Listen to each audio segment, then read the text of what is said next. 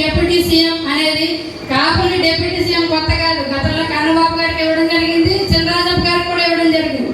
దాన్ని మనం ఎక్కువగా బాధపడొద్దు. రెండోది ఏంటంటే కాపులకి దామాషా ప్రకారం 30% జనసేనకి ఏదైతే కాపులకి ఇవ్వాలనుకున్నారో అందులో కాపులకి ఎక్కువ ప్రాధాన్యత ఇచ్చి నామినేటెడ్ పోస్టుల్లో కానీ అన్నింటిలో కూడా కాపులకి ఎక్కువ ప్రాధాన్యత ఇవ్వాలని కోరుకుంటా ఉన్నాం.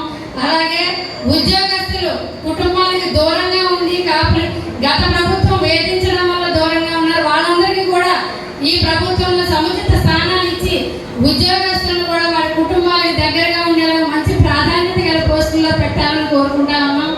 అదేవిధంగా ఈరోజు ప్రభుత్వం గురించి గొప్పగా మనం చెప్పుకుంటున్నప్పటికీ కూడా ఒక బాధాకరమైన విషయం అంటే గత ప్రభుత్వాల్లో మనకి 30 మంది ఎమ్మెల్యేలు ఉండేవారు.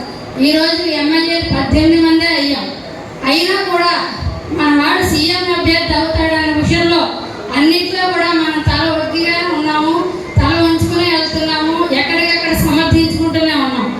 అందువల్ల కాపులకు సరైన గుర్తింపు ఇవ్వాలని చెప్పి కోరుకుంటూ కాపులు ముఖ్యంగా నాకు అత్యంత బాధాకరమైన విషయం ఏంటంటే మొదటి సీటు ఆమంచి స్వామినాన్న గారికి వస్తుందని నేను అనుకున్నాను, కానీ అక్కడే చాలా నిరుత్సాహపడ్డాం.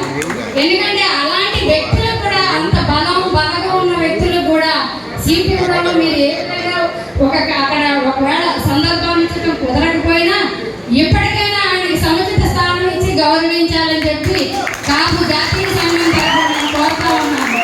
అదేవిధంగా ఇక మీదట మనకి రిజర్వేషన్ అంశం ఏదైతే ఉందో ఈడబ్ల్యూఎస్ అంశం ఎప్పటి నుంచో